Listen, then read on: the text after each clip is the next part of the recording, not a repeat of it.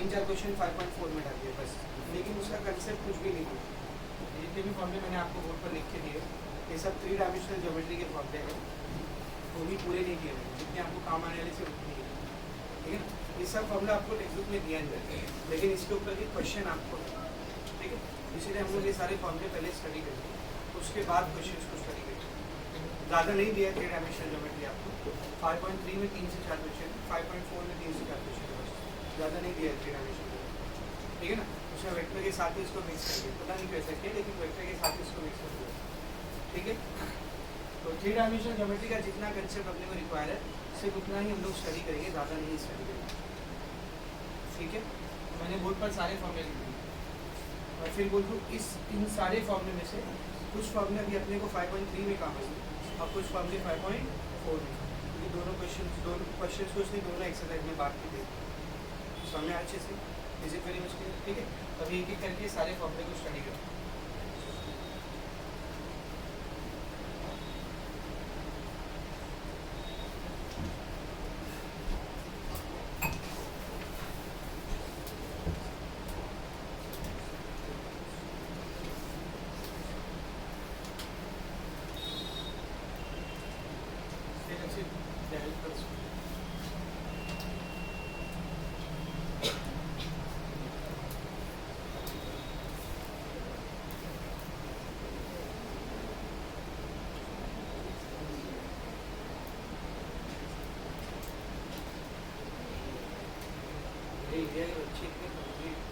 मेरी bike road पे खड़ी थी, क्या करना एक चप्पल लिए बनाने की टोपी काटी, उसमें आग लगा दी और उसको मेरे टायर के नीचे फंसा दिया, वही बैठ के देख रहे कि क्या हो जा रहे नहीं, वहीं बैठ के देख रहे क्या टायर जलेगा कि बोर्ड पर देखो। अगर कंसेप्ट नहीं समझा तो क्वेश्चन एक भी नहीं समझेगा, पहले बता रहा। डायरेक्शन एंगल्स इसको दिखाते किससे हैं? अल्फा, बीटा, गामा, वो सिंबल है उसको, वही यूज किया जाता है। किसको बोलते हैं डायरेक्शन एंगल? समझो मेरे पास 3 डायमेंशन में ऐसी एक लाइन है, 3 डायमेंशन समझते हैं ना, ये एक्स एक्सिस, ये वाई एक्सिस, ये जेड एक्सिस, उसके बीच में यहाँ पे कहीं मेरे पास एक लाइन। अब ये लाइन एक्स एक्सिस के साथ जो एंगल बनाएगी, तो इस लाइन को यहाँ पर उठा के लाया मैंने, ये एक्स एक्सिस के साथ कुछ ना कुछ एंगल बना रही है, इसको बोलेंगे अल्फा, इसको क्या बोलेंगे? अल्फा। ये लाइन वाई एक्सिस के साथ जो एंगल बनाएगी इसको बोलेंगे बीटा, और ये लाइन जेड एक्सिस के साथ जो एंगल बनाएगी इसको क्या बोलेंगे? गामा। तो 3 डायमेंशन में कोई भी लाइन कोऑर्डिनेट एक्सिस के साथ जो एंगल्स बनाती है उन एंगल्स को हम लोग डायरेक्शन एंगल्स कहते हैं। फिर से बोलो, 3 डायमेंशन में कोई भी लाइन कोऑर्डिनेट एक्सिस मतलब एक्स वाई और जेड एक्सिस के साथ जो एंगल बनाती है उस एंगल्स को हम लोग क्या कहते हैं? Direction angles. डेफिनेशन नहीं दिया मैंने, डायग्राम से सब कुछ सेल्फ एक्सप्लेनेटरी है। देख, X axis, Y axis, Z axis, बीच में मैंने एक लाइन ली। अब ये लाइन एक्स एक्सिस के साथ जो एंगल बना रही है अल्फा, वाई एक्सिस के साथ जो एंगल बना रही है बीटा, और जेड एक्सिस के साथ जो लाइन एंगल बना रही है गामा। समझा? अल्फा बीटा गामा किसको बोलते समझा? अब नेक्स्ट है डायरेक्शन एंगल्स के बाद नेक्स्ट क्या बेटा? Direction cosines. इनको शॉर्ट में डीसीएस कहते हैं। क्या कहते हैं बोलो? डीसीएस। और क्वेश्चन पेपर में ये डीसीएस वर्ड लिखा रहता है, तो ये मतलब यूज होता है ये शॉर्ट फॉर्म, ये मैं अपनी तरफ से नहीं दे रहा, ये शॉर्ट फॉर्म यूज होता है। आपको क्वेश्चन पेपर में भी डीसीएस वर्ड दिखेगा, या तो डायरेक्शन कोसाइंस लिखा रहेगा या डीसीएस लिखा रहेगा। समझ में आ रहा अच्छे से? डायरेक्शन कोसाइन या डीसीएस किसको कहते हैं? ये जो 3 एंगल अभी हमने निकाले ना, अल्फा बीटा गामा, इनका कॉस निकालो। भाई एंगल है तो उसका साइन कॉस टेन कॉट निकाल सकते हैं ना, तो इन तीनों का क्या निकाल लो बेटा? कॉस निकाल लो। तो अल्फा बीटा गामा का जो कॉस आता है, जो कोसाइन आता है, उन्हीं को हम लोग क्या कहते हैं? Direction cosine. अल्फा का कॉस, बीटा का कॉस, गामा का कॉस, तो जो 3 वैल्यूज आएगी, इन 3 वैल्यूज को हम लोग क्या कहते हैं बेटा? Direction cosines. इनको एल, एम और एन से भी दिखाया जाता है। Direction cosines are also represented by L, M, N. ये जो कॉस अल्फा होता है इसको एल से दिखाते हैं, देख रहे? कॉस अल्फा को किससे दिखाते हैं? एल से। कॉस बीटा को किससे दिखाते हैं बेटा? एम से। और कॉस गामा को किससे दिखाते हैं? एन से। समझा अच्छे से? तो एक लाइन है, वो कोऑर्डिनेट एक्सिस के साथ जो एंगल बना रही है उसको अल्फा बीटा गामा बोलते हैं, और जब उनका कॉस निकालते हैं, cos alpha, cos beta, cos gamma, तो उसको डायरेक्शन कोसाइंस या फिर एल, एम और एन कहते हैं। समझा एकदम अच्छे से? अब यहाँ पर एक रिलेशन है जो आपको याद है, इसका प्रूफ भी करेंगे हम लोग, लेकिन अभी सिर्फ रिलेशन याद है, ये थ्योरम में आता है प्रूफ, ठीक है ना? क्या रिलेशन है? इन तीनों डायरेक्शन कोसाइंस का स्क्वायर करके ऐड कर दोगे तो यू विल गेट 1। तीनों डायरेक्शन कोसाइंस का स्क्वायर करके ऐड करोगे तो आंसर कितना आएगा 1। तो cos square alpha plus cos square beta plus cos square gamma, इसकी वैल्यू कितनी आएगी बेटा 1। इसको और कैसे लिख सकते हैं, cos अल्फा मतलब l ना, cos बीटा मतलब m, cos गामा मतलब n, तो l square plus m square plus n square, इसकी वैल्यू कितनी आएगी बेटा, ये प्रूफ करने बोलते हैं l square plus m square plus n square is equals to 1। ये इतना समझा बेटा। अब आखिरी चीज है इसमें डायरेक्शन रेशियोज। डायरेक्शन रेशियोज इनको एबीसी से दिखाते, इसका भी शॉर्ट फॉर्म है, इसको शॉर्ट में डीआरएस बोलते हैं। क्या बोलते हैं बोल, डीआरएस, डायरेक्शन रेशियोज। समझ में आ रहा अच्छे से। अभी डायरेक्शन रेशियो क्या होता है, मेरे पास डायरेक्शन कोसाइन है एल एम एन, और ये नंबर रहेंगे ना, ये एंगल नहीं रहेंगे, क्या रहेंगे नंबर, क्योंकि एल एम एन को कैसे निकाला जाता है बोलो, अल्फा का कॉस, बीटा का कॉस, गामा का कॉस, तो ये तीन वैल्यूज आएगी ना, नंबर आएगी। कॉस की वैल्यू कहाँ से कहाँ तक हो सकती है, 0 से 1 के बीच में, तो 0 से 1 के बीच की कोई तो भी तीन वैल्यू रहेगी, तो ये मेरे पास तीन वैल्यू है। अब मुझे कोई तो भी तीन ऐसे नंबर उठाने हैं, कोई भी रैंडमली नहीं, खास कोई तीन ऐसे खास नंबर उठाने हैं कि जब मैं उन तीन नंबर का इन तीन नंबर्स के साथ रेशियो निकालूंगा तो सेम आना चाहिए। क्या आना चाहिए बोलो, सेम। तो समझो मैंने कोई तो भी तीन नंबर उठाया, एक नंबर है ए, एक नंबर है बी, एक नंबर है सी, और जब इसके साथ तीनों का रेशियो निकाला तो आंसर सेम आ रहा, ठीक है ना, आंसर क्या रहा है बेटा, सेम। तो ये जो तीन नंबर है, ये जो तीन नंबर है जिनका एलिमेंट के साथ रेशियो निकालते हैं तो रेशियो क्या आता है बेटा, सेम। या इसी को मैथ्स की लैंग्वेज में हम लोग बोल सकते हैं कि ये जो तीन नंबर है जो एल एम एन के साथ प्रपोर्शन में है, प्रपोर्शन बोले तो रेशियो की वैल्यू क्या रहेगी बेटा, सेम रहेगी। तो ये जो तीन नंबर है ए बी सी जो एल एम और एन के साथ प्रपोर्शन में है, इन तीन नंबर्स को हम लोग क्या कहते हैं बेटा, डायरेक्शन रेशियोज। क्या कहते हैं बोलो, डायरेक्शन रेशियोज। समझ में आ रहा अच्छे से। तो देखो मैंने यहाँ पे लिखा है डायरेक्शन रेशियोज या एबीसी किसको बोलते हैं, एल एम एन के साथ जब इनका रेशियो निकालेंगे तो जो आंसर आएगा वो कैसा आएगा, सेम। लेट्स से लैम्डा आ रहा है, क्या आएगा लैम्डा। या आप इसको उल्टा भी लिख सकते हैं कि एल एम एन के साथ एबीसी का रेशियो निकाले तो आंसर क्या आ रहा है बेटा, सेम आ रहा है। सर लैम्डा का 1 बाय लैम्डा, अरे ये लैम्डा बस बता रहे कि वैल्यू कांस्टेंट आ रही, सेम आ रही। बाकी मेन चीज ये है कि डायरेक्शन कोसाइन और डायरेक्शन रेशियो का जब रेशियो निकालते हैं तो क्या आता है बेटा, कांस्टेंट आता है। किसी भी लाइन का जो direction ratio sorry direction cosine होता है ना वो फिक्स होता है, एल एम एन का वैल्यू फिक्स होता है, पर उसी लाइन के आप एबीसी की वैल्यू कितनी भी निकाल सकते हैं, कुछ जितनी निकालना है उतनी निकाल सकते हैं।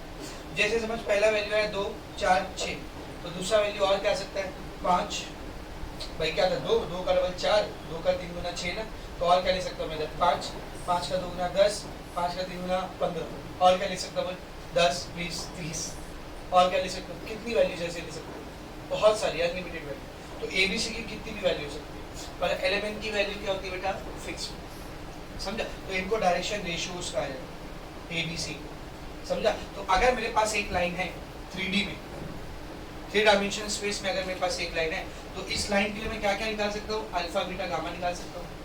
अल्फा बीटा गामा बोले तो direction angles, L M N निकाल सकता हूँ, एल एम एन बोले तो direction cosines, A B C निकाल सकता हूँ, ए बी सी बोले तो डायरेक्शन रेशियोज। तो जब एक लाइन 3D में एग्जिस्ट करती है तो उसके direction angle, direction cosine, direction ratio, ये तीन चीजें निकाली जा सकती है। जहाँ पर अल्फा बीटा गामा एंगल्स लगेंगे रहेंगे, एलिमेंट और एबीसी ये तीनों कौन रहेंगे बेटा, ये 6 कौन रहेंगे, नंबर्स रहेंगे। समझ में अच्छे से, यहाँ तक सबको समझा। अब हम लोगों को रिलेशन देखना है बेटा, रिलेशन देखना है डायरेक्शन रेशियो और डायरेक्शन कोसाइन के बीच। लाइक जैसा कि आपने सर अभी थोड़ी देर पहले बोले कि मेरे पास एल एम एन है, तो मुझे कोई तीन ऐसे नंबर पता करने हैं जिनका मैं रेशियो निकालूंगा तो आंसर क्या आएगा, कांस्टेंट। यानी मैं डायरेक्शन रेशियो की मदद से डायरेक्शन कोसाइन निकाल सकता हूँ या डायरेक्शन कोसाइन की मदद से डायरेक्शन रेशियो निकाल सकता हूँ। तो मुझे क्या करना है, इन दोनों के बीच का कोई रिलेशन निकालना, एल और ए के बीच का, एम और बी के बीच का, एन और सी, यानी डायरेक्शन रेशियोज और डायरेक्शन कोसाइंस के बीच का रिलेशन निकालना। तो ये वो relation, direction 1 2 3, relation between direction ratios and direction cosine. अगर आपको एबीसी पता है, क्या पता है बेटा, एबीसी पता है, और आप एल एम एन निकालना चाह रहे हो, क्या निकालना चाह रहे हो बोलो, L M N, direction cosine निकालना चाह रहे हो, तो फॉर्मूला क्या है ध्यान से देखो। एल का फॉर्मूला होता है प्लस माइनस, यानी 2 वैल्यू आएगी, कितनी आ जाएगी बोलो 2, plus minus A by under root A square plus B square plus C square. M का क्या फॉर्मूला है, plus minus B by under root A square plus B square plus C square. और N का formula क्या है, plus minus C by under root A square plus B square plus C square. इसका मतलब तीनों ही फॉर्मूले में प्लस माइनस और अपॉन के नीचे under root A square plus B square plus C square क्या बेटा कॉमन है सेम। जब n ले रहे होगे तो यहाँ पर a आएगा, जब m ले रहे होगे तो यहाँ पर b आएगा, और जब n ले रहे होगे तो यहाँ पर c आएगा बस। तो अपने को इन फॉर्मूले के ऊपर क्वेश्चन आता है, क्या करता है मान a b c का वैल्यू दे देता है, एलिमेंट का वैल्यू निकालना। कैसे निकालेंगे समझा? ऐसे क्वेश्चन में क्या करेंगे, सबसे पहले साइड में ये निकालेंगे, पहले स्टेप में ये निकालेंगे under root A square plus B square plus C square. तो हर स्टेप में निकालने की जरूरत नहीं पड़ेगी, डायरेक्ट फॉर्मूला लिखने के बाद वैल्यू पुट कर देंगे, समझे? क्योंकि ये चीज देख तीनों में आ रही, देख रहे हो? तो इसको पहले निकालेंगे। तो ये तीन रिलेशन हो गए बेटा, relation between direction ratios and direction cosines. एकदम अच्छे से समझा? अगली बहुत ही इंपॉर्टेंट बात, अगर मेरे पास एक लाइन है, ध्यान से सुना, अगर मेरे पास एक लाइन है, इसका मेरे को डायरेक्शन रेशियो पता है, क्या पता है बेटा? Direction ratio. इसका डायरेक्शन रेशियो आया है ए बी सी, क्या है बोलो? A B C. और मुझे इस लाइन के अलोंग एक वेक्टर की वैल्यू पता करनी। किसकी वैल्यू पता करनी बोल? वेक्टर की। लेट्स से वेक्टर का नाम है पी, इस वेक्टर की वैल्यू मेरे को पता चल करनी। तो जब भी आपको एक लाइन का या एक वेक्टर का डायरेक्शन रेशियो पता रहेगा ना, तो उस लाइन के अलोंग जो वेक्टर आ रहा है उसका वैल्यू होता है पहला वाला direction ratio into I cap, दूसरा वाला डायरेक्शन रेशियो इनटू जे कैप, प्लस तीसरा वाला डायरेक्शन रेशियो इनटू के। समझा अच्छे से? जैसे मिसाल के तौर पर एक लाइन है, इसकी डायरेक्शन रेशियोज है 2, -3, 1। कोऑर्डिनेट नहीं है, फिर बोल दो कोऑर्डिनेट नहीं है, क्या ये? Direction ratio. एक काम करता हूं, ब्रैकेट हटा दो, डायरेक्शन रेशियो 2, -3, 1। अब मुझे इस लाइन के अलोंग एक वेक्टर है, वेक्टर आर, इसका वैल्यू पता करना है। क्या रहेगा बोलो? डायरेक्शन रेशियो को देखते हो क्या रहेगा? 2i cap -3j cap plus, समझा जैसे? तो वही मैंने यहाँ पर लिखा है, वेक्टर अलोंग द लाइन, कि मेरे पास एक लाइन है, इस लाइन के जो डायरेक्शन रेशियोज है वो है ए बी सी। तो इस लाइन के अलोंग जो वेक्टर रहेगा, इस लाइन के अलोंग जो वेक्टर रहेगा उसकी ये वैल्यू, क्या वैल्यू रहेगी बोलो? A I cap plus B J cap plus C की cap, where A B C are direction ratios. समझ में आ रही अच्छे से? वेरी मच क्लियर, ठीक है ना? नाउ नेक्स्ट वन क्या है, देखो मेरे पास 2 पॉइंट्स है, आई हैव गॉट 2 पॉइंट्स। पहले वाले पॉइंट का कोऑर्डिनेट क्या है? x1, y1, z1, और दूसरे वाले पॉइंट का कोऑर्डिनेट क्या है? x2, y2, z। और इन दो को ज्वाइन करते हुए एक लाइन है, देख रहे हो? पहला पॉइंट है, उसके कोऑर्डिनेट है मेरे पास, दूसरा पॉइंट है, उसके कोऑर्डिनेट है मेरे पास, और दोनों को ज्वाइन करते हुए क्या है बेटा? एक लाइन है। तो इस लाइन के जो डायरेक्शन रेशियोज रहेंगे, मतलब ए बी सी, आप कोऑर्डिनेट्स की मदद से डायरेक्ट निकाल सकते हो। कैसे आएगा देख, पहला जो ए रहेगा, ए, उसका वैल्यू रहेगा x2 - x1, बी का वैल्यू क्या रहेगा बोल? y2 - y1, और सी का वैल्यू क्या रहेगा बोल? z2 - z1। इसको आप प्रूफ कर सकते हो, देख कैसा? समझ, मेरे पास एक पॉइंट है ए, इसके कोऑर्डिनेट है x1, y1, z1। एक दूसरा पॉइंट है बी, इसके कोऑर्डिनेट है x2, y2, z2। करेक्ट है? ये ओरिजिन है, ओ यहाँ x एक्सिस y एक्सिस वो सब नहीं दिखा रहा, ये ओरिजिन। ओरिजिन से किसी भी पॉइंट तक खींचा गया जो वेक्टर होता है उसको हम लोग कहते हैं पोजीशन वेक्टर। तो O से लेकर A तक मैंने एक वेक्टर बना दिया, ये इस A का पोजीशन वेक्टर है, A बार, सही है? और O से लेकर B तक एक वेक्टर बना दिया, ये इस B का पोजीशन वेक्टर है, क्या बेटा? B बार, करेक्ट है? तो ये A पॉइंट का पोजीशन वेक्टर, ये B पॉइंट का पोजीशन वेक्टर, सही है? मैंने आपको पोजीशन वेक्टर निकालना सिखाया था। कैसे निकालते हैं पोजीशन वेक्टर? पॉइंट का जो कोऑर्डिनेट रहता है उसी को i से k दे देता है, तब तो क्या मिल जाता है? Position vector. तो a बार की वैल्यू क्या रहेगी देख, x1 i cap plus y1 j cap plus z1 k cap, ये आ गई a पॉइंट के वेक्टर, a पॉइंट के पोजीशन वेक्टर की वैल्यू। b पॉइंट का पोजीशन वेक्टर क्या रहेगा देख, b bar is equals to, बोलो, x2 i cap plus y2 j cap plus z2 k cap, correct है? तो ये मेरे को a और b के पोजीशन वेक्टर मिल गए। नाउ मुझे a और b को ज्वाइन करते हुए एक लाइन बनानी है, a और b को ज्वाइन करते हुए एक लाइन ऐसी बनेगी। इसी लाइन के अलोंग एक वेक्टर इमेजिन कर लो, इसी लाइन के अलोंग मैंने क्या इमेजिन कर लिया देख, एक वेक्टर, क्या नाम है वेक्टर का? ab बार। क्या नाम है बेटा वेक्टर का? ab बार, करेक्ट है? अब बताओ वेक्टर ab बार को कैसे निकाला जाएगा? कैसे निकालेंगे? b बार का पोजीशन वेक्टर माइनस a बार का पोजीशन वेक्टर। तो इसमें से ये माइनस होगा, तो जब इसमें से ये माइनस करोगे आप तो i कैप कॉमन आ जाएगा, क्या बचेगा? x2 - x1, तो तो this will be x2 minus x1 I cap, correct है। जे कैप कॉमन आएगा, क्या बचेगा y2 minus y1, y2 minus y1 जे कैप, करेक्ट है। और फिर z2 माइनस z1 के कैप, सही है। तो ये किसका वेक्टर का वैल्यू है, ए बी वेक्टर का। कौन से वेक्टर का वैल्यू है बोल, A B vector, A B vector. तो अभी मैंने आपको एक कंसेप्ट पढ़ाया बेटा कि जब भी कोई एक लाइन है आपके पास, उसके डायरेक्शन रेशियोज आपको पता है ए बी सी, तो उस लाइन के अलोंग जो वेक्टर रहता है उसकी वैल्यू रहती है A I cap plus B J cap plus C cap. तो अगर किसी लाइन के अलोंग आपको वेक्टर पता है, तो आई कैप के साथ वाला, जे कैप के साथ वाला, के कैप के साथ वाला जो रहेगा वो कौन रहेगा, डायरेक्शन रेशियोज रहेगा। तो इधर ध्यान से देख, ए और बी को ज्वाइन करते हुए लाइन के अलोंग मुझे एक वेक्टर पता चल गया, ये है वो एक वेक्टर। तो आई कैप के साथ वाला कौन रहेगा, डायरेक्शन रेशियो ए, और जे कैप के साथ वाला बी, और के कैप के साथ वाला सी। तो ये ए की वैल्यू है, बी की वैल्यू है, सी की वैल्यू, समझा। तो इतनी मेहनत करने की जरूरत नहीं, डायरेक्ट याद रखो। मेरे पास दो पॉइंट है, उन दो पॉइंट को ज्वाइन करते हुए एक लाइन बनी है, मुझे उस लाइन का डायरेक्शन रेशियो निकालना है। कैसे निकालेंगे, x2 minus x1, y2 minus y1, z2 minus z2। This is how you will find out the direction ratio of the line, ठीक है। देखो जैसे मिसाल के तौर पर I have got a line, मेरे पास एक लाइन है, इसमें पहले वाले पॉइंट का कोऑर्डिनेट है 2,1,3, दूसरे वाले पॉइंट का कोऑर्डिनेट है -1,2,4, ठीक है समझो। इन दोनों को ज्वाइन करते हुए एक लाइन बनी। अब मुझे इस लाइन के डायरेक्शन रेशियोज निकालना है। क्या रहेंगे बोलो, क्या रहेंगे, x1 माइनस x2, -1 -2, ठीक है। नेक्स्ट y1 माइनस y2, तो 2 minus 1। Next z1 minus z2 minus z1, 4 minus 3, कितना हो जाएगा बोलो, -1 माइनस 2 माइनस 3, 2 माइनस 1 1, 4 माइनस 3 1, समझा। तो ऐसे निकाला जाता है direction ratios. Is it very much clear, सबको अच्छे से समझा डायरेक्शन रेशियोज को कैसे निकालते हैं अगर दो पॉइंट के कोऑर्डिनेट दिए हुए तो। नाउ नेक्स्ट फार्मूला क्या है, देखो मेरे पास दो पॉइंट है, वापस से पहले पॉइंट का कोऑर्डिनेट है x1, x2, y1, z1, और दूसरे पॉइंट का कोऑर्डिनेट है x2, y2, z2, करेक्ट है। और इन दोनों पॉइंट के बीच से जो लाइन बन रही है, उस लाइन का डिस्टेंस मुझे पता है कितना बेटा, d। क्या डिस्टेंस है बोल, d। तो इस x2 और x1 के बीच का रिलेशन हम लोग निकाल सकते हैं। मतलब के लाइन के सेकंड पॉइंट का जो कोऑर्डिनेट है और फर्स्ट पॉइंट का जो कोऑर्डिनेट, उसके बीच का हम लोग रिलेशन निकाल सकते हैं d डिस्टेंस पर। कितना डिस्टेंस पर बोल, d डिस्टेंस पर। तो ये x2 की वैल्यू क्या रहेगी, x1 plus minus l into D. What is this l, direction cosine. कितने डायरेक्शन कोसाइन है, बस 3 ना, l m और n।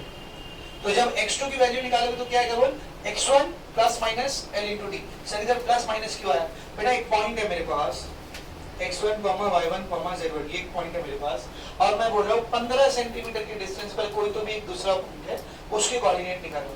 तो क्या इस पॉइंट से 15 सेंटीमीटर का डिस्टेंस आप सिर्फ यहाँ पे लोगे, एक इधर भी तो पॉसिबल है ना 15 सेंटीमीटर, समझ रहे। इसीलिए जब x2 आप निकालोगे ना बेटा, तो उसके फॉर्मूले में आपको x1 प्लस माइनस लेना पड़ेगा, क्योंकि जब आगे वाला पॉइंट निकाले तो प्लस वैलिड रहेगा और पीछे वाला पॉइंट निकाले तो माइनस वैल्यू, तो दो पॉइंट मिलेंगे अपने को, समझ में अच्छे से। तो x2 का फॉर्मूला क्या रहेगा बोल, x1 plus minus l into D. तो y2 का फॉर्मूला क्या रहेगा, y1 plus minus m into D, दिख रहा है। और z2 का फॉर्मूला क्या रहेगा, z1 plus minus n into D, समझा। यानी पहले पॉइंट के तीनों कोऑर्डिनेट लेने, plus minus plus minus plus minus, फिर लाइन से direction cosine l m n, और उसको मल्टीप्लाई करना है किससे, डिस्टेंस। समझा अच्छे से। इसका भी प्रूफ हम लोग देख सकते हैं, no need to see, directly इसका फॉर्मूला याद रखो, डिस्टेंस फॉर्मूला से इसका प्रूफ आता है, डायरेक्ट इसका फॉर्मूला याद रखो। तो अगर अपने पास दो पॉइंट की कोऑर्डिनेट है x1 y1 z1, x2 y2 z2, second point की कोऑर्डिनेट आप कैसे निकाल सकते हो, x2 will be x1 plus minus l into D, y2 will be y1 plus minus m into D, z2 will be z1 plus minus n into D. समझा अच्छे से। ये हो गया फॉर्मूला किसका, डिस्टेंस की मदद से सेकंड पॉइंट की कोऑर्डिनेट निकालने का। नाउ लास्ट चीज अपने को क्या देखना है, देखो एंगल बिटवीन टू लाइंस, दो लाइंस के बीच में जो एंगल बन रहा है। तो समझिए मेरे पास पहली लाइन है, ये दूसरी लाइन है, इन दोनों के बीच में एक्यूट एंगल बन रहा है थीटा। कितना एंगल बन रहा है बेटा, थीटा। पहली वाली लाइन का डायरेक्शन कोसाइन है L1 M1 N1, अब दूसरी वाली लाइन का डायरेक्शन कोसाइन है L2 M2 N2। तो दो लाइन का डायरेक्शन कोसाइन है मेरे पास, ठीक है ना। पहली लाइन का L1 M1 N1 और दूसरी का L2 M2 N2।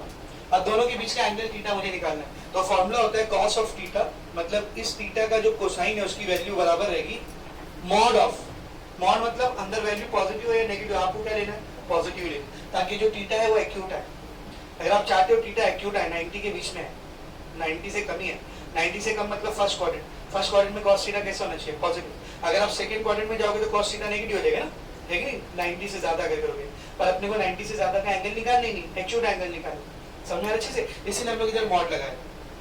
तो मॉड ऑफ क्या फॉर्मूला, देखो क्या फॉर्मूला है cos थीटा का, mod of L1 into L2 plus M1 into N2 M2 plus N1 into N2, यानी दोनों के डायरेक्शन कोसाइंस का प्रोडक्ट लेकर के ऐड कर देंगे, तो आपको यहाँ से थीटा मिल जाएगा। एक ये तरीका है दोनों लाइन के बीच का एंगल निकालने का।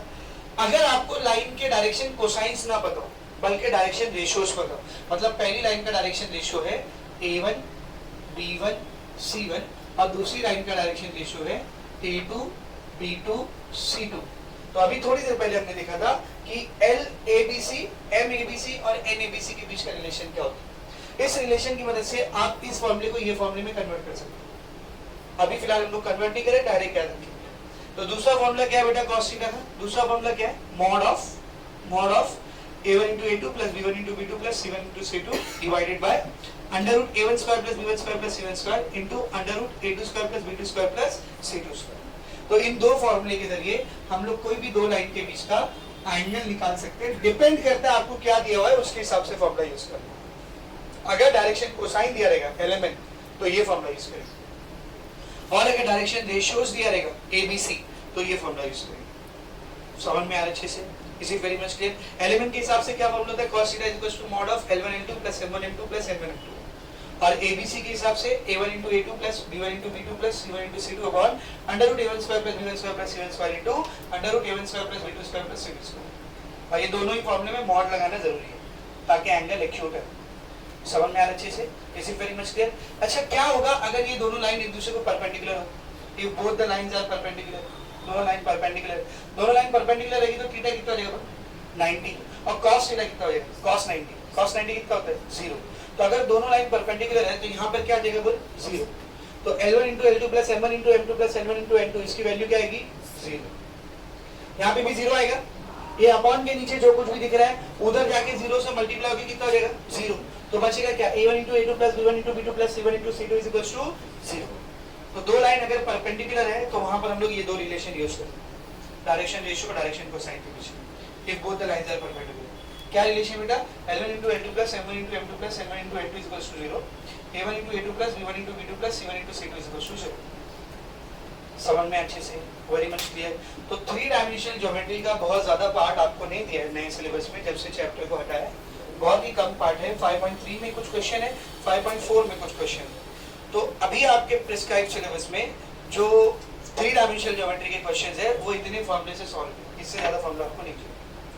समझ में अच्छे से, मैंने सारे फॉर्मूले एक साथ दे दिए, इसमें से कुछ फॉर्मूला हम लोग 5.3 में यूज करेंगे, कुछ फॉर्मूला हम लोग 5.4 में स्टार्ट। समझ में, अभी जो क्वेश्चन है उसको स्टार्ट करते हैं। देखो 5.3 हमारा क्वेश्चन नंबर 9 तक हो गया था ना, क्वेश्चन नंबर 9 तक हो गया। डॉट प्रोडक्ट के जितने भी क्वेश्चन थे वो हम लोगों ने कर लिए। अभी अपने को थ्री डायमेंशनल ज्योमेट्री के क्वेश्चन स्टार्ट कर लिए, ठीक है ना। तो 10वां 11वां 12 13 14 ये 5 क्वेश्चन थ्री डायमेंशनल ज्योमेट्री के आपको 5.3 में दिया हुआ। तो अभी उसको स्टार्ट करते हैं, ठीक है। और बीटा 60 और अपने को निकालने का क्या है बेटा, नॉर्मल निकालना। तो कितना सिंपल क्वेश्चन है, देखिए we have the direct relation L square plus M square plus N square is equals to 1 है। ये रिलेशन अपने पास एलिमेंट का वैल्यू पुट करेंगे, क्या रहेगा cos square alpha plus cos square beta plus cos square gamma is equals to 1। तो cos alpha कितना है 45, तो सॉरी अल्फा कितना है 45, तो cos 45 का स्क्वायर प्लस cos 60 का स्क्वायर प्लस cos गामा अपने को नहीं करना। cos 45 कितना होता है 1/√2 का स्क्वायर, cos 60 1/2 का square, cos square gamma is equals to 1। 1/√2 का स्क्वायर 1/2, 1/2 का square 1/4 plus cos square gamma is equals to 1। ये दोनों इधर प्लस में वहां जाएगा तो माइनस करेगा, तो 1 - 1/2 -1/4। एक में से आधा गया, आधा बचा। है ना 1/2 1/2 में से 1/4 निकालोगे 1/4 1/2 मतलब 50% 1/4 मतलब 25% 0.25 है ना। तो 50 में से 25 निकालो 25 बच गया। तो इसका आंसर क्या है cos square gamma is equal to 1/4। cos square gamma कितना है 1/4। स्क्वायर को उधर भेजेंगे तो रूट बोलो 1/4 का रूट 1/4 का रूट 1/2 प्लस में या तो माइनस दोनों इधर प्लस और माइनस। तो अभी cos गामा निकालते हैं। तो cos गामा या तो प्लस हाफ रहेगा या फिर माइनस हाफ रहेगा। तो पहले प्लस हाफ से करो cos gamma is equal to half. cos की वैल्यू हाफ का बोलती है कितने डिग्री पर होती है 60 डिग्री। कितने डिग्री पर होती है 60 डिग्री पर। 60 लिखो या π/3 लिखो दोनों चलते हैं। cos से cos कैंसिल पाई का वैल्यू कितना आ गया गामा का वैल्यू कितना आ गया π/3 या तो 60 डिग्री। पहला आंसर आ गया।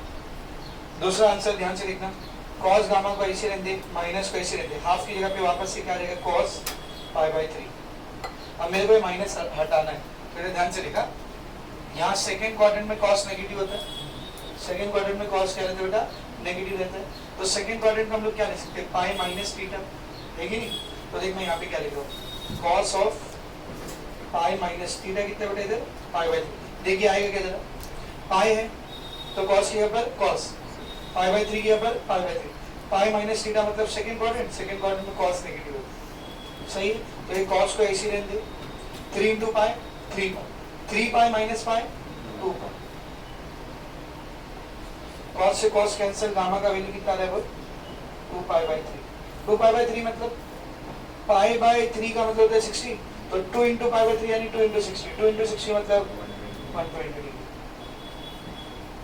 ये आंसर है। गामा का वैल्यू निकालने बोला था तो गामा इज इधर 60 डिग्री और 120 डिग्री। समझ में अच्छे से is it very much clear. ये हो गया आपका क्वेश्चन नंबर 10। नेक्स्ट क्वेश्चन देखो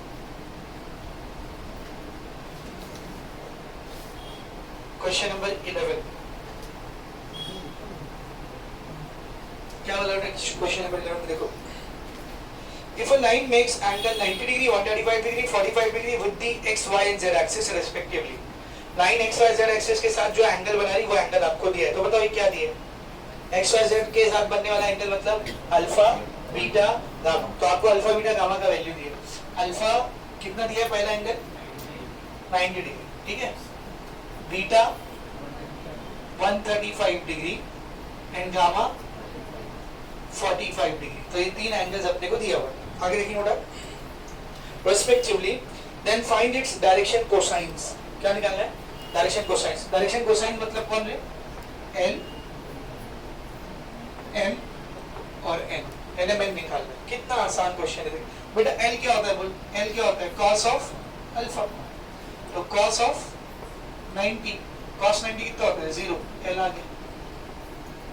इसे एम का फॉर्मूला क्या होता है बोल cos of beta. cos of beta कितना रहे 135 135 को कैसे निकालेंगे cos ऐसे रहने 135 को मैं लिख सकता हूँ 180 माइनस 45 आया ना। 180 में से 45 निकालो 35 बचेगा। अगर ध्यान से देखना 180 है इसीलिए cos का cos 45 का 45 180 माइनस थीटा मतलब सेकंड क्वाड्रेंट में cos क्या होता है बेटा नेगेटिव। तो माइनस cos 45 माइनस को ऐसे लेते cos 45 कितना होता है 1/√2। ये आ गई m की वैल्यू। n का formula cos of gamma gamma कितना है 45 cos 45 1/√2। ये आ गई n की वैल्यू। तो आखिर में आंसर लिखेंगे therefore direction ratios are 0 minus 1/√2 1/√2 खत्म। समझा। ये क्वेश्चन 2 मार्क्स तक के लिए भी आता है ठीक है मैथ्स पेपर में है। तो ये हो गया question number 10। Question number 11 next question देखें क्वेश्चन नंबर 12।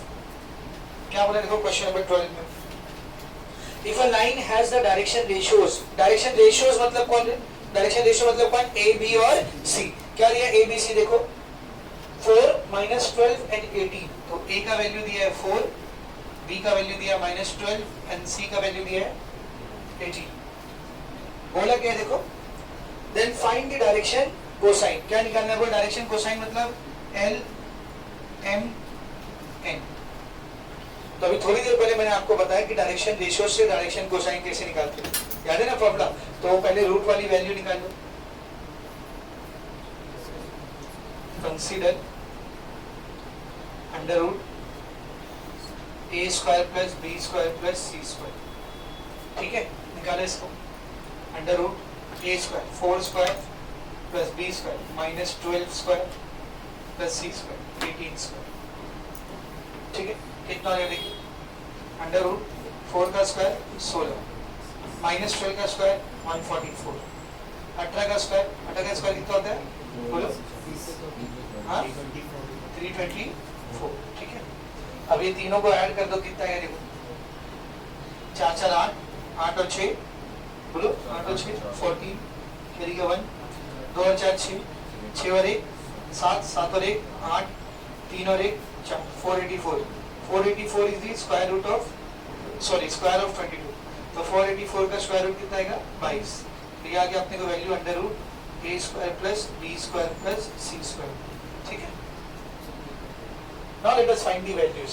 क्या क्या निकालना था अपने को, element. What is the formula of N, पहले फार्मूला लिखने का, फार्मूले को मार्क्स करना। What is the formula of N, plus minus बोलो a by under root A square plus B square plus C square, तो प्लस माइनस a कितना है बेटा 4 by under root A square plus B square plus C square की value 22, ये 2 से cancel होगा, 2 2 4, 2 1 2, 2 1 2, तो l का वैल्यू कितना आ गया बोल, how much is n, plus minus 1 by 2 by 11, ये n आ गया, ये क्या आ गया बेटा n।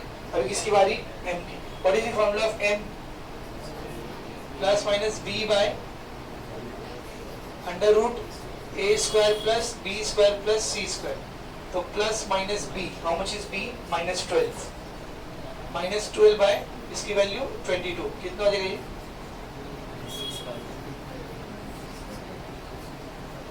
माइनस 6 बाय 11, तो ये प्लस माइनस को जब माइनस के साथ लोगे तो माइनस प्लस हो जाएगा ना, 6 बाय 11, ये m आ गया। और क्या निकालना बोलो, n। What is the formula of n बोलो, plus minus c by under root A square plus B square plus C square, तो plus minus c, how much is c, 18, under root का value 22, ठीक है ना, 9 11, n कितना आ गया, plus minus 9 by 11, ठीक है। तो उसने अपने से पूछा था डायरेक्शन कोसाइंस निकालो, आगे डायरेक्शन कोसाइंस, लास्ट में आंसर लिख देंगे। Therefore direction cosines are plus minus 2 by 11 comma minus plus 6 by 11 comma plus minus 9 by 11, समझा अच्छे से। So this is your question number 12। See the next question, question number 13। क्या बोला question number 13, the direction ratios of line A B are, तो एक line है A B, उसके आपको डायरेक्शन रेशियो दिया हुआ है, ठीक है ना, क्या दिया है, -2 2 और 1, ठीक है ना। तो देयर इज अ लाइन, ध्यान दिया, there is a line A B, इसके डायरेक्शन रेशियो दिया है, मतलब ए दिया है और बी दिया है और सी दिया है, direction ratio A B C को बोलते हैं ना। कितना दिया देखो, ए कितना दिया है -2, बी 2 और सी 1, बोला क्या आगे देखो, if coordinate of point A R 4, 1, 5, तो ए का कोऑर्डिनेट दिया, कितना दिया ए का कोऑर्डिनेट 4, 1, 5, ठीक है। आगे देखो, and length of A B दिया आपने को, लेंथ ऑफ ए बी मतलब ए से लेकर बी तक का लेंथ दिया, तो लेट्स से इसको डी बोल देता हूं मैं, क्या बोलते बेटा डी, तो डी दिया आपने को, कितना दिया डी 6 यूनिट्स, बोला क्या फिर देखो, find the coordinate of D, B निकालना है, बी के कोऑर्डिनेट निकालना, तो लेट्स से बी की कोऑर्डिनेट है x2, y2, z2, तो अभी इसका फॉर्मूला बताया था, x2 क्या होता है बोल, x1 plus minus l into D, याद है, y2 की वैल्यू क्या होती है, y1 plus minus m into D, और z2 की वैल्यू क्या होती है, z1 plus minus n into D, लेकिन इसके लिए l, m, n और d पता होना चाहिए, तो d तो मालूम है, एलिमेंट मालूम है क्या, नहीं, लेकिन ध्यान दो ए बी सी मालूम है, तो ए बी सी से एलिमेंट कैसे निकालते हैं अभी देखा आपने, तो पहले एलिमेंट निकालेंगे हम लोग, तो सबसे पहले क्या निकालोगे, कंसीडर रूट वाली वैल्यू निकालेंगे ना सबसे पहले, under root of A square plus B square plus C square, क्या है बोलो, under root of how much is A कितना बेटा -2, तो -2 का स्क्वायर प्लस +2 का स्क्वायर प्लस 1 का स्क्वायर, कितना देगा ये 4 + 4 + 1, 4 + 4 + 1 9, व्हाट इज रूट ऑफ 9 3, तो ये मेरे को वैल्यू आ गई है under root A square plus B square plus C square. ठीक है, अब ये मत सोचो सर 9 का रूट तो +-3 होता है, आप सिर्फ 3 क्यों ले रहे हो, तो बेटा फॉर्मूले में ऑलरेडी हमने +- ले रखा है ना, फॉर्मूले में ऑलरेडी हमने +- ले रखा है, इसीलिए वहां पर नहीं ले रहे। ठीक है, तो अभी अपने पास रूट वाली वैल्यू आ गई, एलिमेंट निकाल लेते हैं। What is the formula of L, L का फॉर्मूला क्या होता है, +- a / a² + b² + c², कितना देगा बोलो, +- a, how much is a, -2, -2 by √a² + b² + c² की वैल्यू कितनी आई है 3, तो l का वैल्यू देगा +- को माइनस से मल्टीप्लाई करोगे माइनस,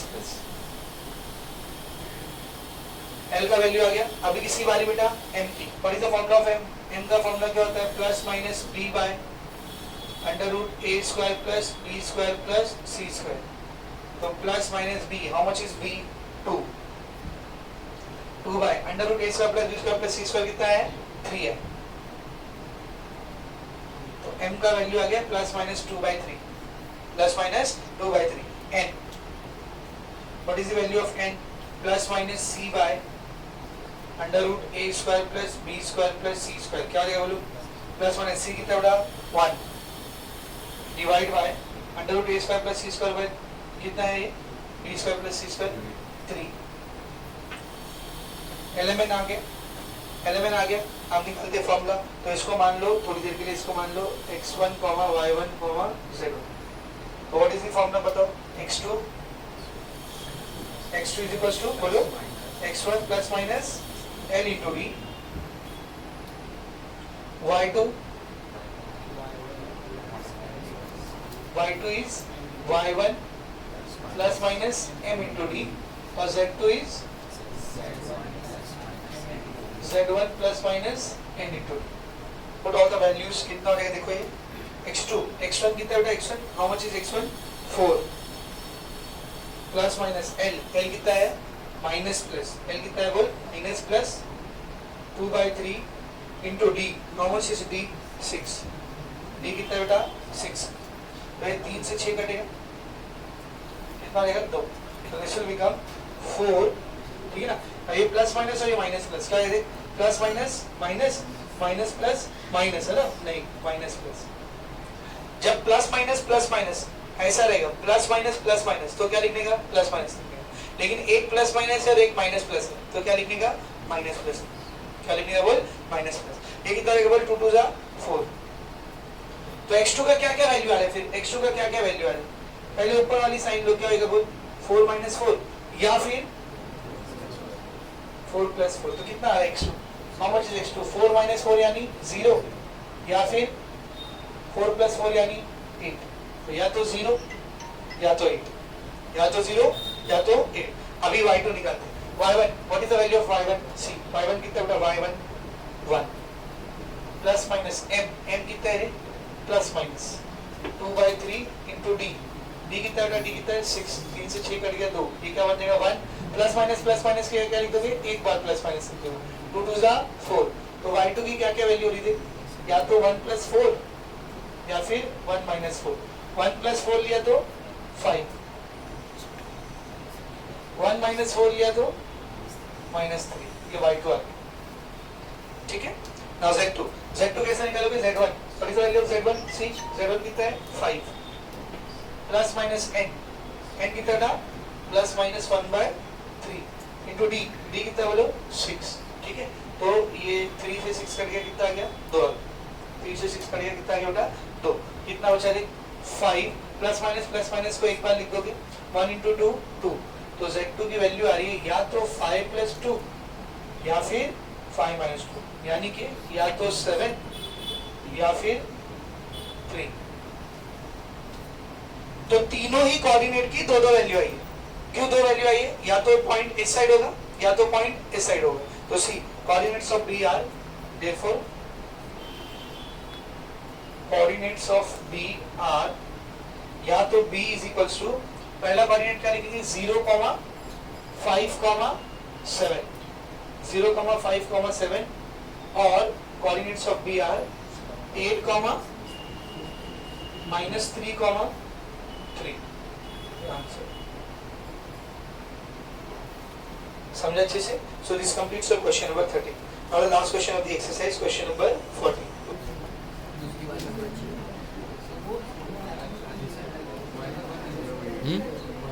बस बात